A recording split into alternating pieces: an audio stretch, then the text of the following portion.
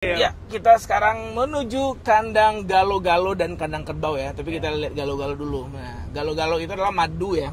Lebah. Lebah tanpa sengat. Lebah tanpa sengat. Karena madu lebah tanpa sengat ini, kantong madunya itu dari propolis, Pak. Ya. Tuh madunya udah bisa diminum tuh. Nggak bawa straw ya?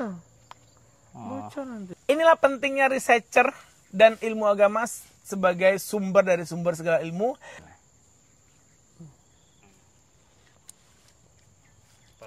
Asam enak, madunya dapat, asamnya dapat. Gila ya, dekat kameranya biar nampak nih sedotan saya ini yang mana. Dipotong tadi ya. Saya nyedot yang ini ya. Dikat ya. Behind the scene. Wih. Udah kayak burung madu, guys. Iya, mirip.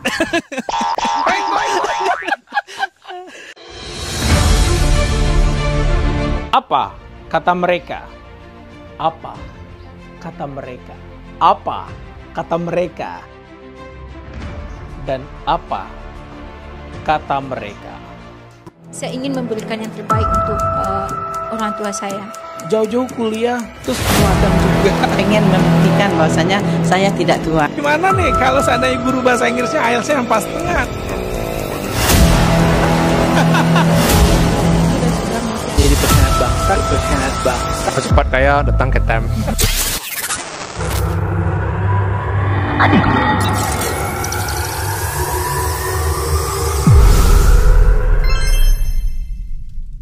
Makanya peternak itik itu 1 atau 2 orang saja, nggak boleh iya. banyak-banyak di Tawa kandang. itu kambing Indonesia ori. Enggak, kambing Etawa itu bukan. Yang Indonesia yang kacang. Tapi kandangnya masih bersin setiap hari seperti Iya ini dong, kalau nggak sehat. Nggak sapinya. sehat. Tuh kagak apat. Nah.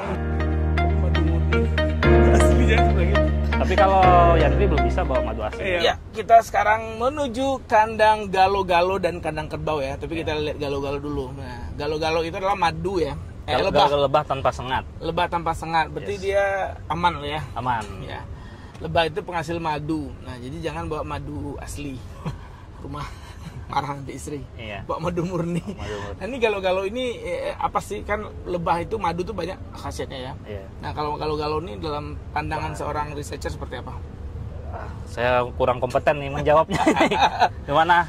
Ini boleh? Oh ya, ini belakang ada pakar madu juga nih, lebih kompeten lah. Risetnya lebih madu ya. Iya, masa S2. Nah, ini gimana? Madu itu gimana sih? Kalau sebenarnya untuk madu sendiri khasiatnya itu hampir sama, madu hutan sama madu lebah tanpa sengat. Cuman karena madu lebah tanpa sengat ini, kantong madunya itu dari propolis, Pak. Ya. Ya, jadi zat aktifnya antioksidannya itu lebih tinggi dari madu lebah biasa gitu. Okay. Dan juga di madu lebah tanpa sengat ini kandungan gula trihalulosnya itu lebih rendah. Lebih tinggi. Jadi indeks glikemiknya itu lebih rendah daripada madu lebah sengat. Berarti orang diabetes lebih disarankan minum madu indong? Ya, lebih bagus minum madu lebah tanpa sengat. Disarankan. Ya. Sarankan ya. Nah, jadi ada tuh madu hitam ya, ada madu hitam, macam-macam jenis madu ya. Nanti kita sarapan di sini nih. Saya suka sarapan di sini ya. Oh, sini boleh. Random nih ya. Nanti pulang dari madu kita makan di sini dulu ya. Nah, jadi kita sekarang ke kandangnya galo-galo. Sagalo Ado. Sapi itu ya. Sapi Lamborghini aja lah. Terus sapi gimana? Ini AKB ya.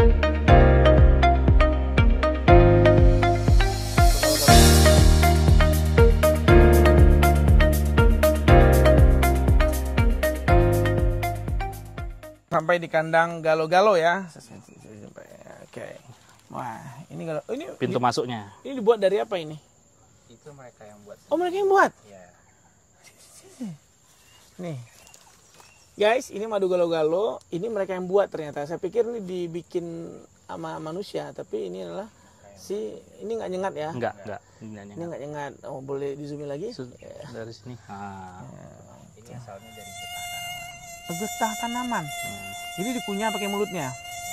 Terus ditempelin gitu. Ya, ditempelin. Cuman untuk bikin corong, ini namanya corong masuk. Jadi itu biasanya ada campuran lain kayak serbuk kayu, ada Oh, juga gitu. dari tanah-tanah atau lumpur yang dipakai untuk bikin corong. Cuman yang propolis getah yang di dalam sarang itu biasanya emang pure getah dan campuran dari lilin dari lebahnya. Banyak ya di sini ya ternyata. Ya. Ini madunya. Ini udah, Tuh madunya udah bisa diminum tuh. oh, Nggak bawa straw ya? Oh, bocor nanti. lupa pula tadi. Ini bisa nanti sedot langsung dari sini. Wah, mantap tuh. Wow. Ini madu semua nih, kantong-kantongnya nih. Wow. Hmm. Ini kantong madu semua. Ya. Ini satu kotak ini berapa liter biasanya ini? Kurang tahu. tahu Kita ya, yang pakar kompeten, kita Ini bukan pakar madu. itu. Pak Nanda ini pakar untuk mengembangbiakan Iya, semua betul. jenis hewan ya. Iya. Ya. Wow. Kalau Kayak gini madu malah galau-galau itu. Ini gede loh kantongnya. iya. Kalau nggak salah dia tuh yang neliti satu kantong tuh berapa mili itunya mili. itu kayaknya Yandri memang tuh itu. Agak asam ya baunya. Ya? Baunya khas, bau asam-asam. Ini nggak masuk ke hidung. Buat sarang di situ dia. Aduh, berarti saya penghasil madu dong. Aduh, nggak apa-apa kalau nggak ada, belum rezeki namanya. Tutup lagi aja, guys. Jadi kaset madu galau-galau ini benar-benar tadi dijelaskan sedikit bahwa gulanya rendah, terus asamnya juga untuk diet bisa juga kali ya, melangsingkan perut. Nih, coba lihat keindahan ciptaan Allah ya, dan madu juga ada di Al-Quran ya. Ada. Madu di Al-Quran luar biasa. Wah, An-Nahl 6869. An-Nahl 6869. Nah, sini sedikit. Ayo. Oh, iya. Kemarin saya baru ngobrol sama Ustadz, dia di Madinah, beliau tuh Pak hadis, Quran, hafal semuanya. Jadi sejatinya ilmu itu sumbernya adalah Quran dan hadis. Ya. Nah, jadi kalau seorang peneliti mengambil An-Nahl ayat berapa tadi? 68 dan 69. 68, 69 itu apa di situ bunyinya? Hafal. Intinya itu translatannya? kalau lebah itu diwahyukan sama Allah untuk mencari makanan dari sari-sari bunga. Dan nanti itu madu itu ada berbagai macam warnanya. Dan nanti itu berfungsi kesehatan untuk manusia. Nah, Gitu. itu dia. Ilmunya jelas sekali di sana, tinggal kita meriset lagi. Seperti ini diriset, jenis bunga-bunganya apa aja yang suka dimakan madu, itu sudah nampak kan, kayak di sana tadi bunga yang kayak rumput putih salju tadi. Kemudian dan akhirnya diturunkanlah jadi sebuah paper. Dari paper kemudian diturunkan menjadi industri seperti ini. Dari industri seperti ini barulah sampai ke botol-botol dan sampailah ke rumah-rumah manusia, dan disitulah dinikmati sebagai obat syifa ya bagi asyifa bagi manusia. Inilah pentingnya researcher dan ilmu agama sebagai sumber dari sumber segala ilmu. Jadi bukan riset dulu and then baru Anda yakin kalau Al-Quran itu benar, tapi dari sumber Al-Quran diturunkan ke bawah sampai paper Q1 Q2 Sinta 1 2 3 dan di quote sama orang dan dibuatlah sama industri untuk mengembangbiakan galau-galonya dan juga akhirnya bisa dikonsumsi oleh manusia. Luar biasa ya, Masya Allah, Tabarakallah, luar biasa. Begitulah seharusnya saintis muslim ya. An-Nahl luar biasa tadi, begitu juga reproduksi, pasti ada juga dalil-dalil Qur'annya dan hadis-hadisnya ya yang mengalasi riset itu semua, sehingga dunia barat atau Jepang, Australia, New Zealand yang notabene itu bukan negara muslim juga bisa menikmati rahmatan lil alamin Quran dan hadis tersebut. Ya, kita nggak bisa nyicipin guys. One day kita kesini, ini tutup lagi berarti ya. Berarti ini dia nyarang di kesini tadi ya seharusnya. Dia nempel ke. Oke, berarti dikunci ya. Ya, sebenarnya ini tertutup karena kita buka plastiknya, makanya kebuka. Rusak dong gini. Apa nanti lagi? diperbaikinya lagi. Oh, nanti dia akan memperbaiki lagi. Diperbaikinya lagi. Oke, boleh tangan ini boleh nggak ya? Ya, nggak boleh ya? Sebenarnya kalau nggak ada sedotan kayak gitu aja. Gitu aja boleh. Boleh apa namanya? Bismillah ya. Bismillah.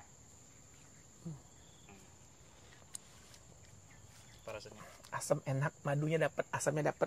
Enak guys. Ini ada dijual. Ada jual. Di mana jualnya?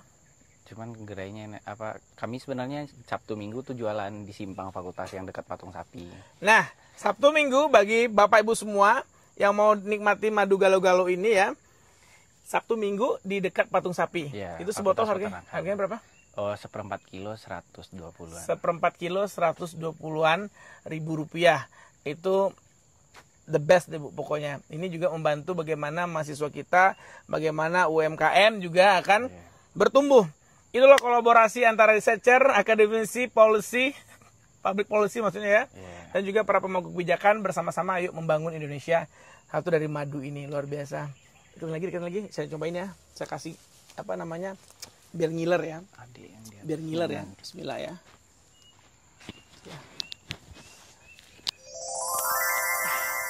Jangan pernah bawa madu asli ke rumah, tapi bawalah madu murni. Kalau madu asli, yang marah istri.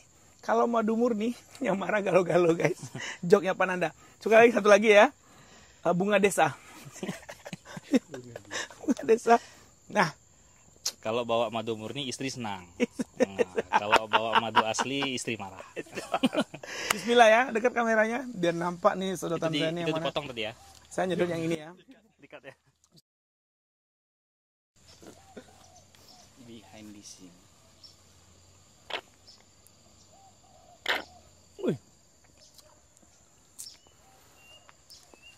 Saya teringat waktu saya makan buah ceri di Australia itu langsung dari pohonnya. Nah, surga kan seperti itu guys. Jadi masih malas ibadah, nanti Anda nggak masuk surga ya. Enak banget sih. Ini mencicipi madu langsung dari sarangnya. Wah. Kedengar bunyinya? Lebih dekat. Habis guys. Enak banget guys. Ini boleh kesini nggak tiap hari? 25.000 satu kantong. Nice. Warga Kota Padang tercinta dimanapun berada. Ini bukan endorse ya. Tapi ini bener-bener Masya Allah enak banget. Nambah satu kantong boleh. Janganlah nanti 50.000 kena. Ini belum habis ini kantong ini. Di sini ada yang rasa buah juga. Nanti kamu promosinya bagus banget ya. Enggak, itu seriusan. Iya. Enggak, di sini enggak ada komersil, di sini edukasi. Edukasi. Ya bercanda gue. Iya. Nah, oke. Jadi warga Kota Padang wajib ke sini. Ini kalau SMA saya undang banget nih berkunjung ke UNAN, khususnya Fakultas Peternakan, dan nanti bisa dibawa keliling semua kandang. Nanti juga bisa minum susu dari sapi langsung kan ya? Ya, betul. Ini madu langsung dari kantongnya. Enak banget. Pak Nana mau nyobain? Ya, Silakan. boleh lah. Bismillah. Yang paling kecil ambil kantongnya. Saya paling gede tadi.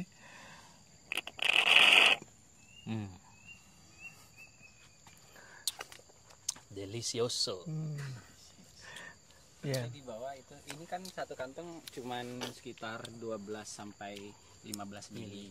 Di bawah itu ada yang sekitar 50 milian. Satu kantong. Satu kantongnya. Cuman beda. Mau coba juga yuk sini. Nah, Sini, Mak. Bisa coba lah. Tunggu nih, nih kameramen, nih kameramen nih. ikut juga lah. Tim gua minum nih. Nah, Habisin tuh kantong. habisin. Jatahnya satu orang satu kantong. Banyak kantong lu, Bang. Lu kameramen nggak mau? Nah, gimana? Enak banget ya. Enak ya? Nah, Boleh tuh saya nambah satu yang kecil ya. nah. Wah, ketagihan dong Bang Melki nih. 50. Wis. Mesti lihat ya kesini. Udah kayak burung madu, guys. Iya, mirip. Lu mau nyoba kameramen? Oh, Wow lah. Burung madu nggak pakai sedotan, Pak. Langsung dia. Pakai tangan, Pak. berarti gua bukan burung madu ya. Lu gantian, kameramen. Jangan paling gede, ambil kecil aja. Mistili, ayo kesini Mistili. Wih, aduh. Nah, terima kasih ya lebah-lebah. Satu kotaknya berapa? Ya, saya juga senseng-senseng nih. Ya, kelihatan orang senseng-senseng, saya udah senseng-senseng ke atasnya. Karena habisnya ada event lagi, guys. Event kawinan, jadi harus tetap rapi. Siap. Terima kasih banyak nih Pak Nanda. Nih saran-saran bagi mahasiswa yang mau daftar di peternakan. Syaratnya nggak boleh takut kotor. Yes. Nggak boleh takut bau. Betul. Nggak boleh takut lebah. Betul. Takut Harus sama Allah. ya, nggak boleh takut sama hewan juga. Ya, Nah, harus kan semua ternak harus dipegang. Nggak harus pegang. Masa berternak tapi nggak berani pegang ternaknya kan? Oke. Harus pegang. Oke, jadi bagi Anda mahasiswa, bukan mahasiswa ya, siswa-siswa SMA yang sudah mulai ada ketertarikan kepada dunia fauna ya. Ya. Flora. Fauna. Flora itu biologi, tumbuhan ya. Yuk bergabung di Andalas University of course. Jalur mahasiswa undangan bisa, jalur UTBK bisa. Jalur mandiri 1, 2, 3, 4. Tetapi jadi mahasiswa lah yang seperti apa Pak Nanda? Mahasiswa apa nih yang harus jadi mahasiswa seperti apa nih? Mahasiswa yang selalu ingin belajar dan selalu ingin tahu. Selalu ingin belajar, selalu ingin tahu. Dan di sana jangan pernah salah jurusan. Jangan salah jurusan. Jangan salah jurusan. Pastikan seperti Pak Nanda yang meriset ya. Dari mulai udah tertarik kepada dunia hewan seperti ini, akhirnya memang berkarir di sini dan mengabdikan hidupnya di sini. Yang kemaslahatannya adalah bagaimana kita bisa menikmati itu daging sapi di meja makan kita, dalam bentuk rendang, telur, madu galo-galo dan susu. Karena kuncinya adalah tetap bereproduksi. Betul. Nah, Pak Nani pakar reproduksi nih ya. By the way, udah berapa pasukannya sekarang? Pasukan apa nih? Anaknya? Baru satu. Itu nanti di mass production. Kita usahakan reproduksi sebanyak-banyak. Mengikut sunnah Nabi kan. Sunnah Nabi. Nabi bilang aku senang dengan umatku yang banyak katanya kan. Kita upayakan. Sunnah yang 4 itu juga dilaksanakan nanti. Itu kan tergantung lagi. Persetujuan. Ini serunya dengan dosen muda ya. Ya luar biasa, Engel yang luar biasa ya, luar biasa Engelnya hari ini. Terima kasih banyak dari Buki Karimuntiang nih Pak Nanda, sukses terus perjalanannya ke Jepang. Nanti pulang ke Medannya kapan? Awal September. Awal September. Dan terima kasih juga ya mahasiswanya, siapa tadi namanya? Yandri. Terima kasih juga atas kesempatannya. Dan memang yang saya highlight banget dari awal adalah yang pertama, dosen harus punya publikasi yang banyak, yang bagus, yang berkualitas, itu sebagai achievement. Betul. Yang kedua, pengabdian juga penting, mengajar juga penting, sehingga para dosen muda ini mampu compete internationally dengan memenangkan beasiswa, apakah itu beasiswa Australia World Scholarship, beasiswa DDAD, LPDP, atau beasiswa Max yang terkenal ke Jepang ini. Oke, boleh closing statement dari Pak Nana untuk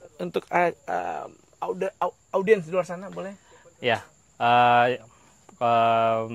Closing statement dari saya, jangan pernah merasa gagal, kemudian tetap terus berusaha, tetap terus berkarya, kemudian jangan menyerah. Jangan menyerah. Tidak persoalan berapa kali Anda gagal, tapi persoalan berapa kuat Anda bangkit untuk kembali menata puing-puing yang tercerai-berai untuk menjadi semangat lagi untuk menggapai mimpinya masa depan. Pesan kesan dong tentang Time Language Center. Nanti marah mesti. Sini aja. Yuk, di samping saya aja. Yuk. Pertama kali kenal IELTS itu dari Time Language Center dan alhamdulillah dibimbing langsung oleh pakarnya yaitu Miss Tilly. Dengan berbagai metode mengajar yang menyenangkan, ya kan, kemudian section per section, kemudian ya alhamdulillah bisa meningkat ya, ada kemajuan, ada progres di kalau kita lesnya di Time Language Center. Saya 6 bulan dan tidak ada ini ya, tidak rutin ya, tidak tiap hari, 3 kali seminggu. 3 kali seminggu dan hanya 2 jam. 2 jam itu mampu naik 0,5, apalagi kalau kita ngambil kelas intensif. Itu saya yakin pasti akan boosternya pasti lebih top chair. Itu. Ya, satu juga Pak dosen kita adalah temannya anak kosnya di Melbourne. Yes. Hamzah ya. Yuk lagi ngincer S3 juga kayaknya. Ya, tadi udah tentang Time udah ya. Nah, tapi satu story nih ya. Ini boleh di unboxing nggak sih story-nya? Boleh. Sempat SMP 4 tahun gara-gara bahasa Inggris. Betul. Itu kenapa ceritanya? Boleh dong? Gara-gara waktu itu kan ujian nasional 3 yang diujikan, matematika, bahasa Indonesia, bahasa Inggris. Matematika saya nilai 90, bahasa Indonesia 80-an, bahasa Inggris saya 40. Gara-gara itu saya tidak lulus SMP. Itu program dari MNUH waktu itu ya, Bapak MNUH. Kalau nggak salah Mendikbudnya Pak MNUH. Itu ya. nggak depresi langsung? Ya tentulah pasti ada depresi. Cuman waktu itu saya pertimbangkan karena umur saya juga masih muda. Jadi kalau saya mengulang, jadi saya seangkatan nih jadinya umurnya sama yang lain, ya udah. Kemudian saya juga mikir, saya dari keluarga kurang mampu. Kalau saya harus ngambil Putus paket sekolah, C, nggak paket ngambil C. paket C itu kan harus ke swasta. Mm-mm. Nah, waktu itu biaya sekolah di swasta juga lebih tinggi kan. Jadi saya putuskan untuk mengulang saja. Karena kali di sekolah negeri saya, SMP-nya SMP negeri. Oke, itu kenapa nggak bisa bahasa Inggris? Karena gurunya kah? Betul. Nggak termotivasi dari gurunya? Iya, gurunya kejam banget, killer. Boleh spill namanya? Oh, jangan, jangan. Masih ada gurunya? Masih hidup? Kayaknya masih, cuman udah pensiun kayaknya. Nah, ini buat guru-guru bahasa Inggris ya. Ya. Banyak kita temukan student time itu benar-benar demotivasi gara-gara guru bahasa Inggris. Betul. Saya pribadi pernah ini kaki Itiak berdiri di depan guru bahasa Inggris. Nah, tapi Dihukum ya? dihukum, tapi melekat udah berapa puluh tahun saya selesai SMP ya. Itu melekat. Jadi guru itu mohon jangan galak, tapi bagaimana memotivasi. Tapi bahasa Inggris juga yang membawa akhirnya. Ya. Jadi sejak ketidaklulusan saya di SMP itu, saya sempat ya, ini jangan dicontoh ya, saya sempat bersumpah untuk tidak menggunakan bahasa Inggris kapanpun, sampai kapanpun. Tetapi waktu itu karena saya kuliah dan kebetulan dapat pembimbing yang lulusan S2, S3-nya di luar negeri, dan skripsi saya tuh referensinya harus dari artikel berbahasa Inggris, mau nggak mau saya mulai berdamai. Nah, di sini mulai berdamai. Kemudian juga sudah melihat teman-teman di sekitar yang student exchange gitu-gitu kan, yang dapat beasiswa. Jadi mulailah tergugah untuk ya udah berdamai dengan bahasa Inggris, mulailah belajar sedikit demi sedikit dengan bahasa Inggris. Luar biasa. Jadi English is lingua franca. Selalu saya ucapkan setiap konten saya karena dengan bahasa ini mampu mengantarkan Anda ke seluruh dunia dan juga sebagai bahasa dunia. Jadi dua hikmah di sini adalah terkait masalah demotivasi gara-gara bahasa Inggris. Yang kedua adalah tetap berbangkit dari keterpurukan, tetap dagunya tetap rata-rata air sehingga tetap mampu menetap masa depan dan akhirnya lulus beasiswa S3. Luar biasa ya. Sip. Ya, luar biasa ya. Hari ini kita berkunjung ke banyak sekali ilmu-ilmu yang konten ini konten termeriah nih bersama dosen yang saya buat dengan Pak Nanda juga mahasiswanya. Dan kita mungkin berakhir di hutan belantara Unan ini ya, Bukit Karimuntiang ya, masa depan. Thank you so much udah menonton apa kata mereka. Semoga terima kasih, jangan lupa di like, di subscribe, and then di share. Semoga konten kali ini dengan dosen muda kita menginspirasi para dosen muda lain di Indonesia, khususnya di Sumatera Barat, sehingga mulai bersiap berbenah diri untuk memantaskan diri untuk maju ke beasiswa dengan PhD untuk program PhD-nya. Sampai jumpa dari Bukit Karimuntiang, ya Karimuntiang namanya. Terima kasih, sampai jumpa. Assalamualaikum warahmatullahi wabarakatuh. Tapi ingat itu Pak Nanda, Karena kalau rata-rata jadi